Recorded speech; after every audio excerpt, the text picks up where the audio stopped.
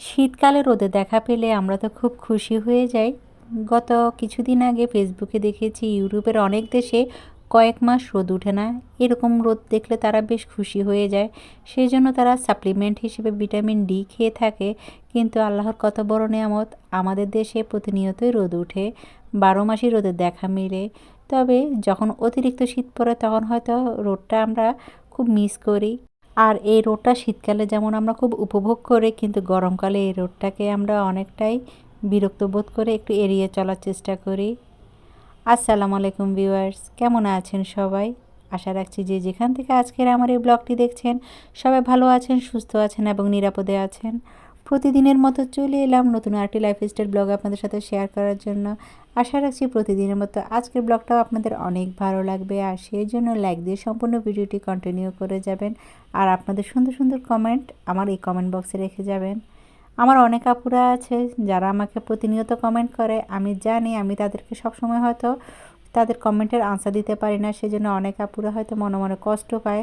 আসলে সত্যি বলতে কি জানেন, আমি কিন্তু সবার কমেন্ট পড়ি, কিন্তু ওই যে অলসতা করে বা অনেকটা অবহেলা করে কমেন্টটা করা, কমেন্টের আনসারটা দেওয়া হয় না। তারপরে আমি মাঝে মাঝে যে সকল কমেন্টগুলো খুব দরকারি সেই কমেন্টগুলোর আনসার দেওয়া বেশ প্রয়োজন মনে করি। আর আমার কাছে কিন্তু সব কমেন্টই গুরুত্বপূর্ণ।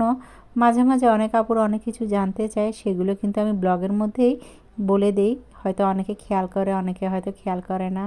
তো যাই হোক, সকালবেলা ঘুম থেকে উঠে, যেহেতু আজ শুক্রবার ছিল, মানে আজকে যে ব্লগটা আপনাদের সাথে শেয়ার করছি সেটা শুক্রবার সকাল থেকে শুরু করেছি। সকালবেলা ঘুম থেকে উঠে ছেলেদেরকে নাস্তা দিয়ে দিয়েছিলাম অফিস কিনে, কিন্তু নিজে খাইনি। ভাবলাম কেন জানি খেতে ইচ্ছা করছে না, তো অনেকটা লেট করেই খাবো, আর ক্ষুধাও ছিল না। তার আগে আমার বেডরুমটা আর আমার ডাইনিং রুমটা একটু ক্লিন করে ফেলি। আর এই যে ছোট ছেলের সাহায্য নিয়ে আমার প্রিভিয়াস ব্লগে আমি আমার এই যে ডাইনিং টেবিলে যে কাপড়টা দিয়েছি তার মাঝখানে একটা রানার দিতে খুব ইচ্ছা করছিল। যেহেতু একা করা সম্ভব না, সেজন্য ছোট ছেলের সাহায্য নিয়েছি। আর এদিক দিয়ে আমার ছেলেকে দিয়ে খুব সুন্দর করে আমি এই যে রানারটা দেওয়ার পরে এখন অনেকটা ভালো লাগছিল দেখতে। তো এদিক দিয়ে সুন্দর করে ডাইনিং রুমটা গুছিয়ে নিচ্ছি, আর সেই সাথে ভালোভাবে ক্লিন করে নিচ্ছি। আমার প্রিভিয়াস ব্লগে অনেক আপুরা আমাকে এত সুন্দর সুন্দর কমেন্ট করেছিল, আর আমি প্রত্যেকটা কমেন্টে কিন্তু আনসার দেওয়ার চেষ্টা করেছি। তারপরেও মনে হয় অনেক কমেন্ট এখনও মিসিং আছে। আশা করি আপুরা এই জিনিসগুলো একটু ক্ষমা সুন্দর দৃষ্টিতে দেখে যাবেন। যেহেতু আজ ছুটির দিন ছিল, ভোরবেলা উঠে নামাজ পড়েছি।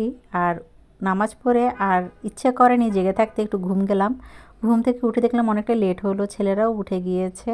তো ছেলেদেরকে অফিস কিনে আমি নাস্তা দিয়ে দিয়েছি, আর সেই সাথে ভাবলাম কেন জানি আমার খেতে ইচ্ছে করছে না, একটু ঘরে টুকিটাকি কাজ আছে সেগুলো সেরে ফেলি। তো একা হাতে খুব সুন্দর করে এগুলো গুছিয়ে নিয়েছি, যেহেতু আজ ছুটির দিন। তো সেই সাথে কাজের প্রেশার তো একটু বেশি থাকে, তো সকাল সকাল এই কাজগুলো করে ফেললে আমি রান্নাঘরের অনেকগুলো কাজ আছে যেগুলো রিল্যাক্সে করতে পারবো। আর ইদানিং কেন জানি মানে সন্ধ্যার পরে নাস্তা বানাতে ইচ্ছে করছে না। তো মোটামুটি একটা এনার্জি আছে শরীরে, সেই এনার্জি নিয়ে পুরো দমে সংসারের কাজকর্মগুলো করে ফেলছি। আর ইদানিং কিছু কিছু আপুর ব্লগ দেখলে এতটাই এনার্জি পাই, স্পেশালি রাতের বেলা 10টার পরে আমার এত এনার্জি বাড়ে শরীরে যখন আপুদের এই সকল ব্লগগুলো দেখি। কিন্তু সে সময় আসলে কাজ করতে ইচ্ছা করে না, কারণ সে সময় কাজ করলে হয়তো বা ভিডিও করতে গেলে ভিডিওগুলো খুব একটা ভালো আসবে না। আর দিনের বেলা যে ব্লগগুলো করে থাকি সে আলোতে কিন্তু ব্লগটা দেখতে অনেক ভালো লাগে। তো যার কারণে দিনের বেলায় সংসারের কাজকর্ম করে কিন্তু অনেক সময় এত অলসতা চেপে ধরে নিজেকে, তো অনেকটাই লেট করেই আপনাদের সাথে ব্লগগুলো শেয়ার করে। তো এদিক দিয়ে মোটামুটি আমার লিভিং রুম আর বেডরুম আর ডাইনিং রুমটা গুছিয়ে নিয়েছি। আর সকালবেলা এই কাজটা করাতে এখন অনেকটা রিল্যাক্স সহকারে কিচেনের কাজগুলো সেরে নিচ্ছি। আমার প্রিভিয়াস ব্লগগুলোতে আমি অনেকবার কিন্তু এই ডিমের ঝুড়িটার সম্পর্কে আপুদেরকে বলেছি, কিন্তু আপুরা অনেকে হয়তো ব্লগগুলো টেনে দেখেন, যার কারণে এই সকল ইনফরমেশনগুলো তারা পান না। যার কারণে বারবার করে তারা কমেন্ট করে জানতে চাচ্ছেন এই ডিমের ঝুড়িটা আমি কোথা থেকে কিনেছি। এই ঝুড়িটা আমি বিডি কিচেন পেজ থেকে কিনেছি, যেটা প্রাইস নিয়েছিল 1250 টাকা। তবে ওনারা একটু পরিচিত হওয়ার কারণে আমার থেকে 50 টাকা একটু কম নিয়েছিল, আর আমি এটা 1200 টাকা দিয়েই কিনেছি। আর এই ঝুড়িটার মধ্যে বড় ডিম আমি 10টা রাখতে পারি, আর ডিমটা যদি একটু ছোট হয় তাহলে হয়তো আমি 12টা কোনো রকমভাবে রাখতে পারি। আর এদিক দিয়ে আমি ডিমগুলো একটু ক্লিন করে ডিমের ঝুড়িতে রেখে দিয়ে ছেলেদেরকে তো নাস্তা দিয়েছিলাম আরও আগেই। আর এই পরোটাগুলো ফ্রোজেন করা ছিল, তো ফ্রিজ থেকে বের করে নিজের জন্য এই পরোটাগুলো একটু ভেজে নিচ্ছি। আর আমার প্রিভিয়াস ব্লগে আমার একজন আপু আমার এই পরোটা ভাজার মধ্যে একটু তেল বেশি হয়েছিল, আমাকে কমেন্ট করে জানিয়েছে, তেলটা একটু কম খেতে বলেছে। হ্যাঁ আপু, আমি জানি তেল কম খাওয়া উচিত আমাদের, সেজন্য আজ আর ডুবো তেলে পরোটা ভেজে নিচ্ছি না, একেবারে কম তেলে। এই অয়েল জারের মাধ্যমে এত সুবিধা হয় যে কোনো পরোটা ভাজতে, মানে কম তেলে ভাজতে। অনেকে কিন্তু আমার এই অয়েল জারটা কোথা থেকে কিনেছি সেটা জিজ্ঞেস করেছিল। এই অয়েল জারটা আমি মার্কেট থেকে কিনেছি। আজকাল কিন্তু যে কোনো মার্কেটে এই অয়েল জারটা অ্যাভেলেবেল পাওয়া যায়, আপনারা কিন্তু চেক করে দেখতে পারেন। আর এটার মধ্যে 3টা কালার আছে, যার মধ্যে আমি এই কালারটা চুজ করেছি। আর এই কালারটা কিন্তু খুব সুন্দর, মানে জলপাই কালার এটা। তো এদিক দিয়ে পরোটা ভেজে নিজের জন্য একটা ডিম পোস্ট করছি, আর অন্যদিকে চাও বানিয়ে নিচ্ছি। তো শীতকাল আসার পর থেকে নাস্তা আর চা একসাথে খাওয়া হয় না, তো আজ ভাবছি যখন পরোটা ভাজছি একসাথে চাও বানিয়ে ফেলি। চা দিয়ে ডুবিয়ে ডুবিয়ে পরোটা দিয়ে ডুবিয়ে ডুবিয়ে চা খেতে বেশ ভালো লাগবে। তো নাস্তা বানাতে বানাতে এখন এই যে আপনাদের সাথে শেয়ার করে ফেললাম আমার শুক্রবার সকালের নাস্তার আয়োজনটি।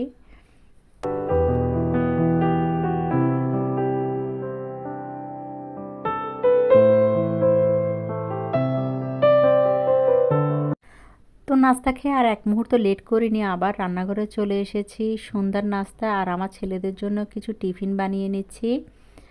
আর বেশ কিছুদিন ধরে ছেলেরা চাচ্ছে তাদেরকে যেন আমি একটু টিফিন বানিয়ে দিই। তো সকালবেলা ঘুম থেকে উঠে এত হুড়াহুড়ি হয়, তখন টিফিন বানাতে খুব বিরক্ত লাগে। সেজন্য ভাবলাম আজ যখন হাতে একটু সময় আছে একটু ঝটপটভাবে নাস্তা বানিয়ে ফেলি, আর সে সাথে টিফিনের জন্য কিছু খাবার ফ্রোজেন করে রাখবো। তো সে চিন্তা মাথায় রেখে এখানে মুরগির মাংস, পেঁয়াজ, গাজর দিয়ে একটা কিমা রেডি করছি। আর যে রেসিপিটা আমি বানাবো সেটা হলো চিকেন রোল। অনেক দিন ধরে চিকেন রোল বানাবো বানাবো ভাবছি, শেষ পর্যন্ত আজ করে ফেলছি, আর সেটাও এখন আপনাদের সাথে শেয়ার করে ফেলছি।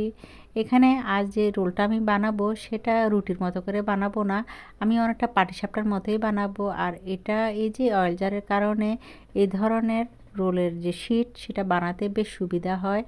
আর এই যে এখানে একে একে আমি এই ফ্রাই প্যানের মধ্যে শিটটা বানিয়ে নিচ্ছি 1 চামচ দিয়ে। এই ফ্রাই প্যানটা একটু ঘুরিয়ে নিলে পুরো একটা শিট হয়ে যায় রোলের, আর খুব পাতলা হয়, আর খেতেও কিন্তু বেশ ভালো লাগে। আর এখানে আমি যে শিটটা বানিয়েছি সেখানের মধ্যে আমি 2 কাপ ময়দা আর 2 কাপ চালের গুঁড়া দিয়েছি, আর নর্মাল পানি, লবণ আর একটা ডিম দিয়ে এই ব্যাটারটা আমি রেডি করেছি। আর এই যে দেখুন এত সুন্দর হয়েছে শিটগুলো। যে কিমাটা রেডি করেছি সেই কিমাটা তার মাঝে দিয়ে সুন্দর করে পেঁচিয়ে গোল গোল করে নিচ্ছি। আর এই যে কত সুন্দর করে একটা রোল বানিয়ে নিচ্ছি। দোকানে এই সকল রোলগুলো 20 টাকা বা 25 টাকা, অনেকে আবার 30 টাকা করেও সেল করে। একেবারে ঘরোয়াভাবে এই জিনিসগুলো বানিয়ে রাখলে মেহমান আসলে যেমন আপনি আপ্যায়ন করতে পারবেন, তেমনি আরেকটি সুবিধা হয় ছেলেদেরকে বা সন্তানদেরকে টিফিন দিতে তেমন একটা কষ্ট হয় না। আর নাস্তা বানানো থাকলে তো খুব সুবিধা, যখন তখন ক্ষুধা লাগলে ছেলেদেরকে ভেজেও দেওয়া যায়। তো শেষ পর্যন্ত একে একে আমি একা হাতে খুব সুন্দর করে প্রত্যেকটা রোল বানিয়ে ফেলছি। আর এই যে দেখুন কত সহজভাবে প্রত্যেকটা রোল হয়ে যাচ্ছে। শীটটা চাইলে আরও পাতলা করা যেত, কিন্তু আমি না একবার ভেবেছি করব, পরবর্তীতে আবার কেন জানি মনে হলো বেশি পাতলা করলে যদি, মানে এটা যখন আমি ভাজ করব যদি ফেটে যায়, সেজন্য আর পাতলা করিনি, মোটামুটি একটু মোটা করে ডো করেছি। আর প্রত্যেকটা রোল খুব সুন্দর করে বানিয়ে ফেলছি। শীতের দিনে হেল্পিং হ্যান্ড ছাড়া একা হাতে প্রত্যেকটা কাজ করতে হয়তো একটু সময় লাগে, কিন্তু একটু আর্লি করে বা সকাল সকাল কাজ শুরু করে দিলে কিন্তু সংসারের সকল কাজ খুব সুন্দরভাবে তাড়াতাড়ি হয়ে যায়। আর যে রোলগুলো সন্ধ্যার সময় মানে খাবো সেগুলো আলাদা করে রেখেছি, আর ছেলেদের জন্য কিছু তুলে রেখেছি যাতে পরবর্তীতে আমি টিফিনের সময় সেগুলো ভেজে দিতে পারি। তো যাই হোক, আমার সন্ধ্যার নাস্তা আর ছেলেদের জন্য টিফিন বানানো পুরোপুরি হয়ে গেল। আর এরপর নিজে একটু ফ্রেশ হয়েছি, ফ্রেশ হয়ে রান্নাঘরে আবার চলে এসেছি। সেটা হলো দুপুরের জন্য কিছু স্পেশাল রান্না করতে হবে। প্রতি শুক্রবার চেষ্টা করি ছেলেদের জন্য কিছু না কিছু বানাতে, কারণ আমার ছেলেরা জানে আমি প্রতি শুক্রবার কিছু না কিছু তাদের জন্য স্পেশাল কিছু বানিয়ে থাকি। আর আমার কাছে স্পেশাল জিনিস মানে বিরিয়ানি, একসময় বিরিয়ানি একসময় পোলাও, এটাই করে থাকি। বিশেষ করে আমার হাজব্যান্ডও চায় সেদিন যেন একটু ভালো মন্দ কিছু রান্না করি। আর কখনো যদি ঘরে কিছু নাও থাকে তাও চেষ্টা করি আমি যদি মুরগির মাংসটাকে একটু কোনো একটা রেসিপি সহকারে রান্না করতে, তাহলে আমার সন্তানরা কিন্তু বেশ পছন্দ করে। আপনারা কিন্তু অনেক সময় দেখেছেন আমি খুব একটা সাধারণ খাবার শুক্রবার দিন রান্না করি না, এক সময় পোলাও আর এক সময় বিরিয়ানি এভাবেই রান্না করে থাকি। আর এই যে ঝটপটভাবে আমার মানে যেন দুবেলা দুপুরে আর রাতে হয় সেই পরিমাণ মতোই আমি ঘরে যে চাল আছে সেটা দিয়ে মুরগির মাংস দিয়ে ঝটপট করে রান্না করে ফেলতে পারি। মাঝে মাঝে তো চিন্তা করি এই বিরিয়ানি রান্না করাটা এখন আমার কাছে মানে যেভাবে ভাত রান্না করি ওভাবেই সহজ হয়ে যায়, কারণ বিরিয়ানি রান্না করার জন্য যে সকল ইনগ্রিডিয়েন্টস দরকার সেগুলো আমি আগে থেকেই ফ্রোজেন করে রাখি। যেমন এই যে টক দই, তার উপরে বাদাম বাটা, তার এরপর নারকেল বাটা, আর সেই সাথে পেঁয়াজ বাটা, এগুলো আগে থেকে ফ্রোজেন করে রাখি। তো যার কারণে আমার বিরিয়ানি রান্না করতে খুব একটা লেট হয় না। আর এই যে দেখুন কত সুন্দর করে আমার হয়ে গেল। এটা কিন্তু আজ আমি পোলাও চাল দিয়ে করিনি, ঘরে যে চাল আছে সেটা দিয়ে করেছি। আর এদিক দিয়ে একটু পেঁয়াজ বেরেস্তা করে নিচ্ছি। পেঁয়াজ বেরেস্তা আমার থেকে শেষ হয়ে গিয়েছিল, যেগুলো আমি ফ্রোজেন করে রেখেছি। তো মোটামুটি আমার এই ব্লগ দেখতে দেখতে কারো যদি আজ আমার এই ব্লগটি প্রথম করে ভিজিট করে থাকেন আর ভালো লেগে থাকে, তাহলে সাবস্ক্রাইব করে পাশে থাকা অল বেল বাটনটি প্রেস করে রাখবেন। আর এই কাজটা যারা করে ফেলেছেন সকলকে অসংখ্য ধন্যবাদ জানাচ্ছি। তো এদিক দিয়ে পেঁয়াজ বেরেস্তাগুলো করে ফেললাম। এখানে 3টা পেঁয়াজের বেরেস্তা করেছি, আর কালারটা একটু লালচে হওয়ার আগে নামিয়ে ফেলেছি, কারণ পেঁয়াজ গরম থাকে তো যার কারণে অরিজিনাল কালারটা চলে আসে। আর এরপরে এখানে সামান্য করে আমি চিনিও দিয়েছি, যেটা স্কিপ হয়ে গিয়েছিল। চিনি দিলে যে কোনো পেঁয়াজ বেরেস্তা অনেকক্ষণ মচমচে থাকে। আর এই তো আমার ভাততে পুরোপুরি হয়ে গেল, ভাতটি নয়, বিরিয়ানিটি পুরোপুরি হয়ে গেল। আর পেঁয়াজ বেরেস্তাগুলো এখন দিয়ে দিচ্ছি, আর দিয়ে কিছুক্ষণ আর দমে রাখবো। দমে রাখার পর ভালোভাবে নেড়ে চেড়ে নিচ্ছি। আর পেঁয়াজ বেরেস্তা দিয়ে এখানে অল্প পরিমাণে একটু ঘিও দিয়ে দিলাম। আর আমার কাছে ছিল না, মানে গোলাপ জল যেটা দেই সেটা ছিল না।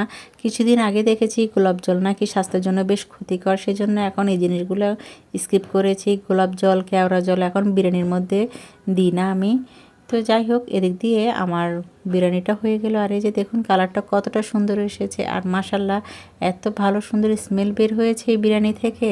তো এখন নেড়ে ছেড়ে নিচের ভাতগুলো উপরে আর উপরের ভাতগুলো একটু নেড়ে ছেড়ে নিচে করে দিচ্ছি। আর আমার এই ফাঁকে ছেলেরাও চলে এসেছে, তো টেবিলে খাবারগুলো দিয়ে পরিবারের সবাই মিলে একসাথে খেয়ে নেব। তো চেষ্টা করেছি শুক্রবার সকাল থেকে দুপুর পর্যন্ত একা হাতে যে সকল টিপস মেনে সংসারের কাজগুলো করেছি সেগুলো শেয়ার করতে, আর সেই সাথে বেশ কিছু খাবার রান্না করেছি সেগুলো আপনাদের সাথে দেখানোর চেষ্টা করেছি। তো এদিক দিয়ে আমি ডিম সিদ্ধ করতে ভুলে গিয়েছিলাম, ভেবেছি একটা একটা করে ডিম সিদ্ধ করব, কিন্তু কেন জানি হঠাৎ করে মাথা থেকে সেটা চলে গিয়েছিল। তো এরপর আর ডিমগুলো আর সিদ্ধ করা হয়নি, ফ্রিজ থেকে বের করে। আর এখানে যে ক্ষীরাগুলো আছে সেগুলো ছোট ছোট টুকরা করে দিলাম। আসলে মায়ের দায়িত্ব অনেক, একটা সকাল থেকে দুপুর পর্যন্ত কত কাজ করেছি, নিজের যত্ন নিতে কিন্তু পুরোপুরি ভুলে গিয়েছিলাম। কিন্তু সংসারের আর পরিবারের সদস্যরা কী কী খাবে সেটা কিন্তু একেবারে ভুলে যায়নি। আর এই যে সুন্দর করে একা হাতে পুরো সংসারটাকে গুছিয়ে সুন্দর করে পরিবারের সবাইকে খুশি রাখার জন্য আমার এই কষ্টটাকে এখন আমি সার্থক করেছি। আর সবাই মিলে একসাথে আমার এই বিরিয়ানি আর এই সালাদ দিয়ে দুপুরে যে খাবারগুলো আল্লাহ তাআলা আমাদের রিজিকে রেখেছেন সেগুলো খাবো। তো আশা রাখছি প্রতিদিনের মতো আমার এই আজকের ব্লগটা আমার আপুদের অনেক ভালো লাগবে। আর ভালো লেগে থাকলে সুন্দর কমেন্ট করে জানাবেন কেমন লেগেছে আমার এই আজকের ব্লগটি। তো আজ এখানে রাখছি, দেখা হবে নেক্সট ব্লগে। ততক্ষণ পর্যন্ত সবাই ভালো থাকবেন, সুস্থ থাকবেন, আমার পরিবারের জন্য দোয়া করবেন। আল্লাহ হাফিজ, আসসালামু আলাইকুম।